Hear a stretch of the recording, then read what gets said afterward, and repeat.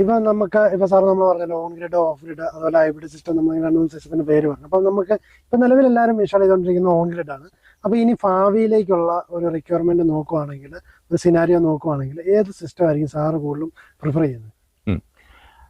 നമ്മളിപ്പം വൈദ്യുതിയുടെ ആണ് മെയിനായിട്ട് നമ്മൾ നോക്കുന്നത്. അതുകൊണ്ട് നമ്മുടെ ഇവിടുത്തെ വൈദ്യുതിയുടെ, കേരളത്തിലെ വൈദ്യുതിയുടെ ലഭ്യത, ഇന്ത്യയിലെ വൈദ്യുതിയുടെ ലഭ്യത, ഈ രണ്ട് കാര്യങ്ങൾ കണക്കിലെടുത്തിട്ട് വേണം നമുക്ക് ഏത് വെക്കണമെന്ന് തീരുമാനിക്കുന്നത്. ഒരു എക്സാമ്പിൾ പറയുകയാണെങ്കിൽ, നമുക്ക് കേരളത്തിൽ വൈദ്യുതി ആവശ്യത്തിനില്ല. നമ്മൾ 80% വൈദ്യുതിയും പുറത്തുനിന്ന് വാങ്ങുവാണ്. നമുക്ക് കേരളത്തിൽ ഏകദേശം ഒരു 1600 മെഗാവാട്ടോളമാണ് നമുക്ക് ജലവൈദ്യുത പദ്ധതിയിൽ നിന്ന് കിട്ടുന്നത്. ബാക്കിയുള്ള മറ്റ് ചിലതിൽ നിന്നെല്ലാം കൂടെ കിട്ടുന്ന എല്ലാം കൂടെ നമ്മൾ നോക്കുവാണെങ്കിൽ ശരാശരി ഒരു 4000-4500 മെഗാവാട്ട്.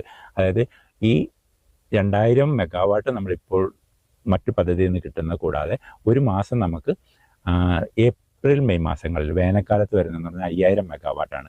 അപ്പോൾ ഈ 5000 മെഗാവാട്ട് വൈദ്യുതിക്ക് നമുക്കിപ്പോൾ ലഭ്യമല്ല. കഴിഞ്ഞ ഇടയ്ക്ക് നമുക്കൊരു ചെറിയ കേസൊക്കെ ഉണ്ടായിട്ട് ഒരു 465 മെഗാവാട്ടോളം നഷ്ടപ്പെട്ടു. ഇപ്പോൾ നമ്മുടെ അവസ്ഥ 4500 മെഗാവാട്ടാണ്. ഇപ്പോൾ നമ്മുടെ ഉപയോഗമുള്ളത് 5000 കവിഞ്ഞു. അപ്പോൾ ഈ കൂടുതലായിട്ടുള്ള വരുന്ന വൈദ്യുതിക്ക് നമ്മൾ പീക്ക് ടൈം വൈദ്യുതി അതിന് റേറ്റ് കൂടുതലാണ്. ഇപ്പോൾ കഴിഞ്ഞ ദിവസം അദാനിയൊക്കെ അത് 14 രൂപ വരെയൊക്കെ പറഞ്ഞിരുന്നു അതിൻ്റെ കൊട്ടേഷൻ ടെൻഡറിൽ. അതായത് നമ്മൾ രണ്ട് തരത്തിലുള്ള വൈദ്യുതിയാണ് വാങ്ങുന്നത്. ഒന്നെന്ന് പറയുന്നത് 24 മണിക്കൂറത്തേക്ക് വേണ്ടിയുള്ള വൈദ്യുതി. അതൊക്കെ നമുക്കൊരു 4 രൂപയ്ക്കും 6 രൂപയ്ക്കും, സോളാർ വൈദ്യുതിയൊക്കെ ആണെങ്കിൽ ഒരു 2 രൂപ 3 രൂപ ആ റേഞ്ചിൽ കിട്ടും. പക്ഷേ നമ്മൾ രാത്രിയിലേക്ക് വാങ്ങേണ്ട, അതായത് പീക്ക് ടൈം 6-നും 12-നും ഇടയ്ക്ക് നമ്മൾ 3-4 മണിക്കൂറിന് വേണ്ടി വാങ്ങുന്ന വൈദ്യുതിക്ക് റേറ്റ് കൂടുതലാണ്. 14 രൂപയൊക്കെ പറഞ്ഞു. എന്നാലും ചില കമ്പനികളായിട്ടൊക്കെ 7 രൂപയ്ക്ക് 8 രൂപയ്ക്കൊക്കെ വാങ്ങിച്ചു. നമ്മുടെ ഇനി യൂണിറ്റ്, ഇത് നമ്മളിപ്പോൾ ലോഡിൻ്റെ കാര്യം പറഞ്ഞാണ്. ഇത് ഈ വൈദ്യുതിയുടെ കാര്യം പറയുന്നത് നമ്മുടെ ഒരു വണ്ടിയുടെ മൈലേജും വണ്ടിയുടെ ക്യൂബിക് കപ്പാസിറ്റിയും പോലെയാണ്. നമ്മുടെ വണ്ടിയുടെ കപ്പാസിറ്റിയെ നമ്മൾ വേണമെങ്കിൽ ഒരു ലോഡായിട്ട് പറയാം, അത് യൂണിറ്റ് എടുക്കുന്നതിന് മൈലേജായിട്ട് പറയാം. അപ്പം നമുക്ക് ഒരു ദിവസം വേണ്ടത്, വേനൽക്കാലത്ത് നമുക്ക് വേണ്ട വൈദ്യുതി എന്ന് പറഞ്ഞാൽ കഴിഞ്ഞ വർഷം ഏറ്റവും കൂടുതൽ 10 കോടി യൂണിറ്റ് ആയിരുന്നു വന്നത്. അതിൽ 2 കോടി യൂണിറ്റ് മാത്രമേ നമ്മുടെ ഇവിടെ ഉൽപ്പാദിപ്പിച്ചു. വേനൽക്കാലത്ത് നമുക്ക് ഡാമിൽ നിന്ന് കൂടുതൽ വെള്ളം എടുക്കാതിരിക്കാൻ തക്കവണ്ണം നമ്മൾ ഒരു 2 കോടി യൂണിറ്റോ അല്ലെങ്കിൽ 1.5 കോടി യൂണിറ്റോ ആയിട്ട് ലിമിറ്റ് ചെയ്യും, പെട്ടെന്ന് അത് വറ്റിപ്പോകാതിരിക്കാനായിട്ട്. അപ്പം നമുക്ക് വേനൽക്കാലത്ത് ശരാശരി നമുക്ക് കിട്ടുന്നതെന്ന് പറയുന്നത് 2 കോടി യൂണിറ്റ്. എന്നാൽ നമ്മുടെ ഉപയോഗം എന്ന് പറയുന്നത് 10 കോടി യൂണിറ്റ്. അപ്പോൾ ഈ 8 കോടി യൂണിറ്റ് പർച്ചേസ് ചെയ്യേണ്ടി വരുന്നു. എന്നാൽ ഇവിടെ വരുന്നൊരു പ്രശ്നം എന്ന് പറയുന്നത് നമ്മൾ ഈ കൂടിയ എമൗണ്ട് പീക്ക് ടൈമിലേക്ക് കൂടുതൽ വരുന്നു. ഇപ്പം സംഭവിച്ചുകൊണ്ടിരിക്കുന്ന പ്രശ്നം എന്ന് പറഞ്ഞാൽ നമുക്കിവിടെ ഈ ഇലക്ട്രിക് വെഹിക്കിളിൻ്റെ ഗ്രോത്ത് കേരളം ഇപ്പം 2ാം സ്ഥാനത്തേക്ക് വന്നിരിക്കുക. കേരളത്തിൽ ആളുകൾ കൂടുതൽ യൂട്യൂബ് വീഡിയോയും മാധ്യമങ്ങളൊക്കെ കണ്ടിട്ട് ഇത് ഹൈലി പ്രോഫിറ്റബിൾ ആണെന്ന് കണ്ടിട്ട് അവർ കൂടുതൽ ഒരാളെടുത്തു കഴിഞ്ഞാൽ അവരുടെ ഫ്രണ്ട്സും റിലേറ്റീവ്സും ഒക്കെ എടുക്കുന്നുണ്ട്. അപ്പം അതുകൊണ്ട് വളരെയധികം ഈ ഇലക്ട്രിക് വെഹിക്കിൾ ഗ്രോത്തായി. ഈ ഇലക്ട്രിക്കൽ വെഹിക്കിൾ ഗ്രോത്ത് ആകുന്നതുകൊണ്ടുള്ള ഒരു പ്രശ്നം എന്ന് പറയുന്നത് ഇവരിത് ചാർജ് ചെയ്യാൻ ഏത് സമയത്തായിരിക്കും ഇടുക? കാരണം ജോലി കഴിഞ്ഞ് കാരണം അവർക്ക് പേടിയുണ്ട്, രാത്രിയിൽ കറണ്ട് പോയാൽ രാവിലെ ജോലിക്ക് പോകണം. അപ്പോൾ 6 മണിക്കും 10 ഇടയ്ക്ക്. പിന്നെ ഈ സോളാർ വെച്ചവരുടെ വീട്ടിൽ ഇൻഡക്ഷൻ കുക്കർ കാണും, അപ്പോൾ അതും വൈകുന്നേരം ഉപയോഗം. അപ്പോൾ പീക്ക് ടൈം യൂസേജ് എന്ന് പറയുന്നത് നമുക്കൊരു 5000 മെഗാവാട്ട് ഈ വർഷം വേണമെങ്കിൽ ഒരു 5300, ഏപ്രിൽ മാസത്തിലൊക്കെ ഒരു 5300 5400 മെഗാവാട്ടിലേക്ക് വരാം. അതായത് ഒരു 11 കോടി യൂണിറ്റ് വരെ നമുക്ക് ഉപയോഗിക്കാം. അപ്പം ഈ പീക്ക് ടൈമിലെ യൂണിറ്റ് ഉപയോഗം കൂടിക്കഴിഞ്ഞ് കഴിഞ്ഞാൽ കൂടിയ വിലയ്ക്ക് KSEBിക്ക് നമുക്ക് തരേണ്ടി വരും. അപ്പോൾ KSEB എന്ത് ചെയ്യും? ഒരു അപ്രഖ്യാപിത ലോഡ് ഷെഡിങ് നടത്തും, ഒരു 15 മിനിറ്റ് 1/2 മണിക്കൂറോ. ഈ ചൂടത്ത് വീട്ടിൽ AC ഇല്ലാതിരിക്കുക എന്ന് പറയുന്നത് ഒരു ബുദ്ധിമുട്ട് വരും. അപ്പം 6-നും 11-നും ഇടയ്ക്ക് വരുന്ന ആ ഒരു ഷോർട്ടേജ് മാനേജ് ചെയ്യുന്ന രീതി വേണം നമ്മൾ ഒരു സിസ്റ്റം തിരഞ്ഞെടുക്കാനായിട്ട്. തീർച്ചയായും. അപ്പോൾ നമ്മൾ തീർച്ചയായിട്ടും നമ്മൾ ഹൈബ്രിഡ് സിസ്റ്റത്തിലേക്ക് പോകുന്നതായിരിക്കും കൂടുതൽ നല്ലത്, അല്ലേ? അതെ. ഇപ്പം നമ്മൾ സാധാരണ ഒരു വീട്ടിലുള്ളത് ഒരു 700-800 വാട്ട്സിൻ്റെ ഒരു ഇൻവെർട്ടറും ഒരു 3 കിലോവാട്ടിൻ്റെ ഓൺ ഗ്രിഡും ആയിരിക്കും വെച്ചേക്കുന്നത്.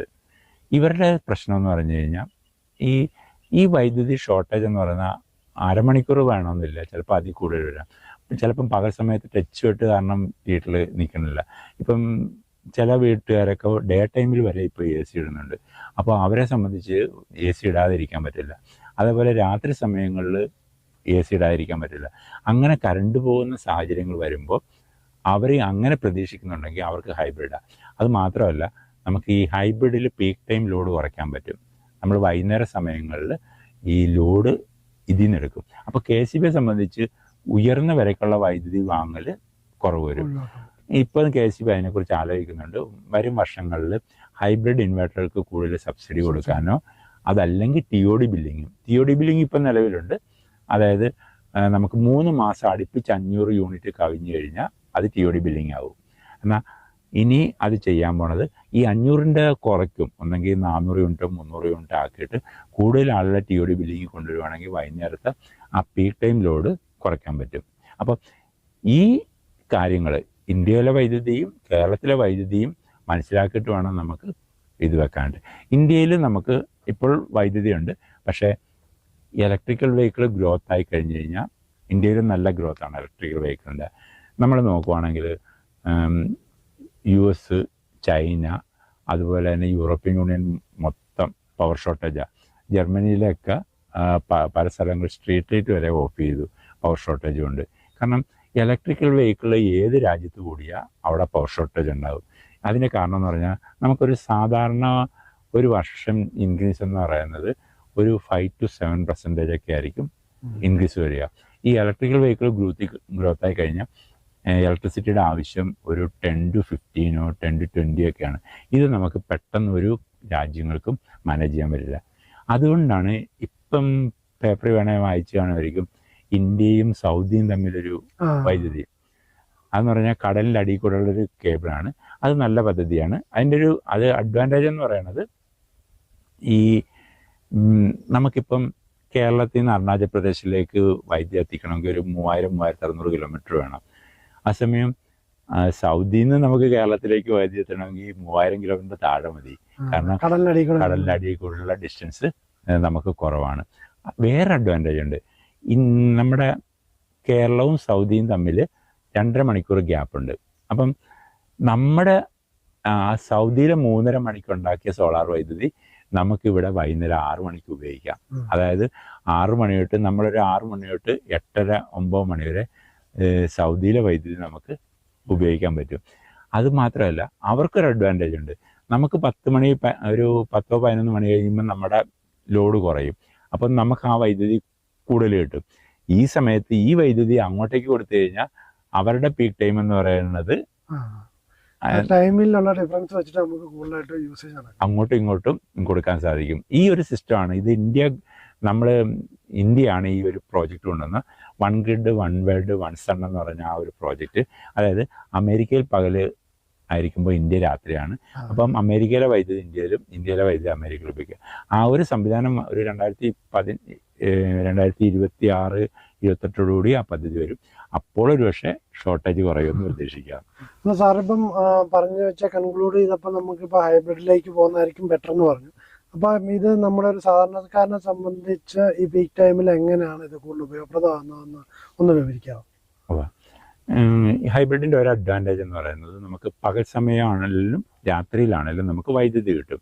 കാരണം നമ്മളിപ്പോൾ ഒരു 5 കിലോവാട്ട് വെച്ചിട്ട് ഒരു 5 യൂണിറ്റ് സ്റ്റോറേജോ 10 യൂണിറ്റ് സ്റ്റോറേജോ നമുക്ക് ലിഥിയം ബാറ്ററി എനേബിൾഡ് ആവുന്ന സപ്പോർട്ട് ചെയ്യുന്നതാണ് ഹൈബ്രിഡ് സിസ്റ്റം. അപ്പം നമുക്കിപ്പോൾ ഉദാഹരണം പറഞ്ഞാൽ ഒരു 5 കിലോവാട്ട് ഹൈബ്രിഡ് വെച്ച് കഴിഞ്ഞാൽ അവർക്കൊരു 1 ടൺ AC, ഒരു ഇൻവെർട്ടർ ACയും അവരുടെ വീട്ടിലുള്ള സാധാരണ ഉപകരണങ്ങൾ ഒരു 2 കിലോവാട്ടോ അല്ലെങ്കിൽ 2000 വാട്ട്സ് അടുത്ത് അതും ACയും കൂടെ അവർക്ക് റൺ ചെയ്യാൻ പറ്റും. അപ്പോൾ അവർക്ക് യാതൊരുവിധ ബുദ്ധിമുട്ടില്ലാതെ അവരുടെ കാര്യങ്ങളെല്ലാം പീക്ക് ടൈം അവർക്ക് കവർ ചെയ്ത് പോകാൻ പറ്റും. അതെ. ഇനി ഭാവിയിൽ ഇപ്പം നെറ്റ് മീറ്ററിങ് മാറ്റി ഗ്രോസ് മീറ്ററിങ് ആക്കിയാൽ പോലും അവരത് അഫക്റ്റ് ചെയ്യില്ല.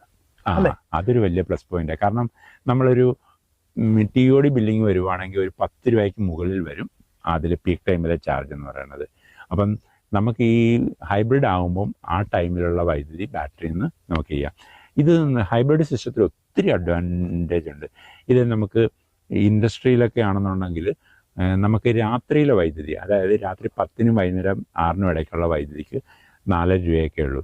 ഈ വൈദ്യുതി നമുക്ക് ബാറ്ററി കൊണ്ടുവന്നിട്ട് നമ്മുടെ പീക്ക് ടൈം വൈദ്യുതി, അതായത് 6-നും 10-നും ഇടയ്ക്ക് നമുക്ക് 9 രൂപയൊക്കെയാണ്. അപ്പം ഈ സമയത്ത് നമുക്ക് യൂസ് ചെയ്യാൻ പറ്റും. അങ്ങനെ ഹൈബ്രിഡിന് ഒരു 800-ലധികം സെറ്റിങ്സ് ഉണ്ട്.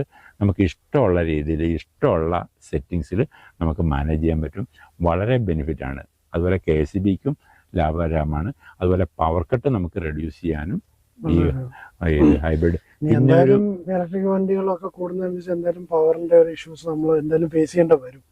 അതിലെ വിഷയം വരുന്നതെന്ന് പറഞ്ഞാൽ നമ്മളിപ്പം വൈകുന്നേരങ്ങളൊക്കെ നോക്കിയാൽ നമുക്ക് ഒരു 190-200 വോൾട്ടൊക്കെ ഉള്ളു. അതുപോലെ തന്നെ അതിൻ്റെ പവർ ഫാക്ടറും ഫ്രീക്വൻസിയും എല്ലാം വീക്കായിരിക്കും. ഈ നമ്മുടെ ഇതൊക്കെ ഇല്ലേ SMBS, കമ്പ്യൂട്ടറിൻ്റെ SMBS ആണെങ്കിലും മൊബൈലിലെ ചാർജറൊക്കെ ആണെങ്കിലും ഒരു 2-3 വർഷം കഴിയുമ്പോൾ അടിച്ചു പോകണം. അതെന്ന് പറഞ്ഞു കഴിഞ്ഞാൽ ഈ പവർ ക്വാളിറ്റി റെഡ്യൂസ് ചെയ്യുന്നതുകൊണ്ടാണ്. അപ്പോൾ നമ്മൾ ഈ ഹൈബ്രിഡ് ഉപയോഗിച്ച് കഴിഞ്ഞാൽ ഇതിൽ പവറുള്ള വേരിയേഷൻസ് വന്നു കഴിഞ്ഞാൽ ഓട്ടോമാറ്റിക്കായിട്ട് ഇത് കറക്റ്റ് ചെയ്തോളും. അപ്പം നമ്മുടെ എക്യുപ്മെൻസിൻ്റെ ലൈഫും ഒരു വളരെ പ്രയോജനകരമാണ്.